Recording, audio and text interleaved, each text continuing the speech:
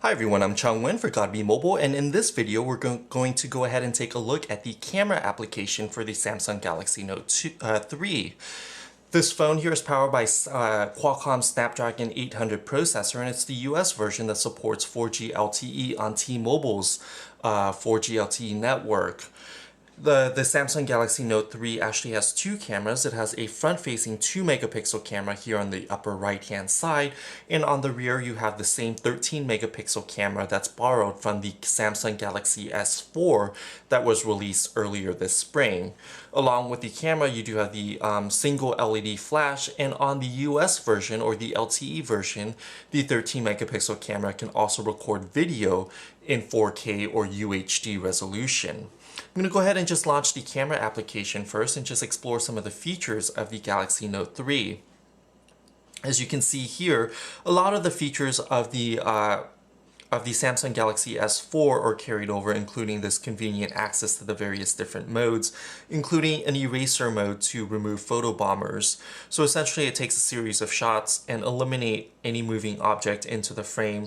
There's a rich tone or an HDR mode that enhances the colors to give you a more vivid picture.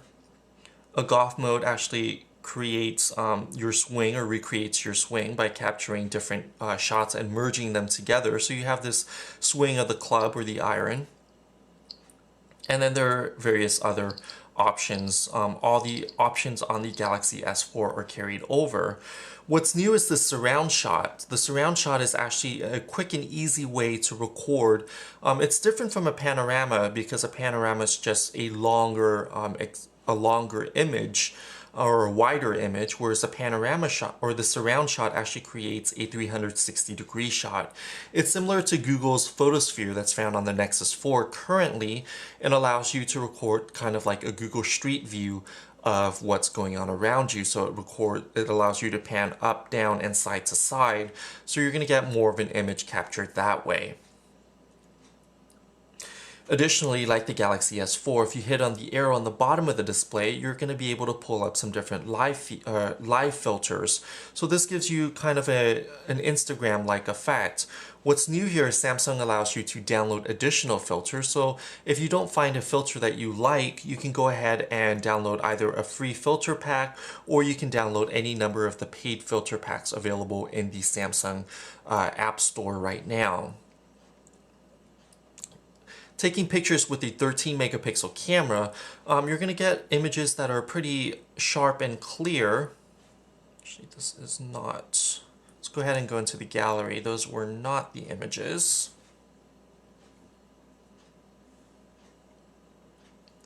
And the resolution is actually pretty good. As you can see here, various different sample shots I've taken. Dynamic range was still a little bit poor. All these photos are taken on the auto setting, so it's not under HDR mode. As you can see here, this is a very bright image with very dark shadows, and you can see the shadows are actually washed out, so you don't see any details in the shadow. However, in good lighting condition, the Samsung Galaxy S4 actually renders images pretty well.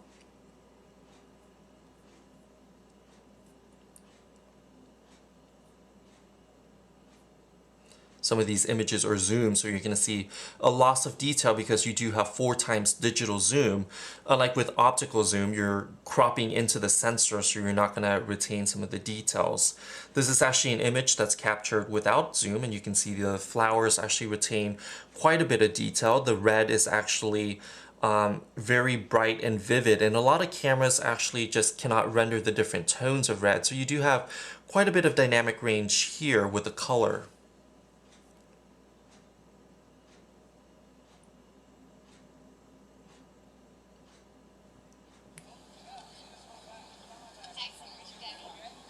You can see the video playing here. I have the multi-window mode going, so you have the gallery on the left-hand side and the video playing on the right-hand side. And this is with video zooming, and it's in 1080p resolution. I'm going to go ahead and make this full screen right now.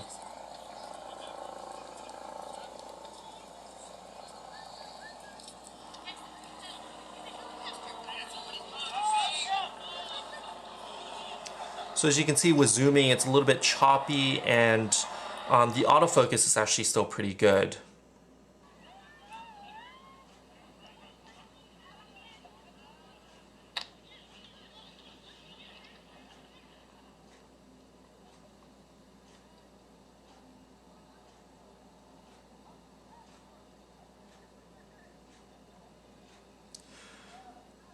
So despite the zoom being choppy, the autofocus still seems pretty good, and even when you're zoomed in all the way, the resolution is actually not too bad.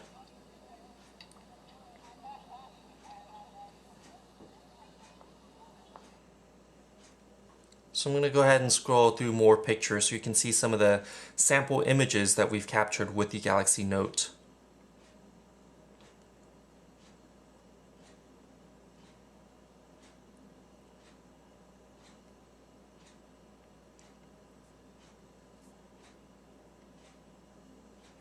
So in optimal lighting condition, the Galaxy Note 3 actually takes pretty good shots. In darker conditions or with mixed lighting situations, the Note 3's camera actually isn't that great for a 13 megapixel camera, and part of it is because it uses a smaller sensors than some of the competing smartphones, including Nokia's Lumia 1020, the iPhone 5S, which has a slightly larger sensor, and even the Samsung Galaxy S4 Zoom, which uses a point-and-shoot size sensor in a smartphone. Here you can see that the sky is a little bit more blown out on the top, and that's in order to preserve the horizon or the detail below. So dynamic range isn't too great. However, you do preserve quite a bit of detail when the conditions are good with the lighting.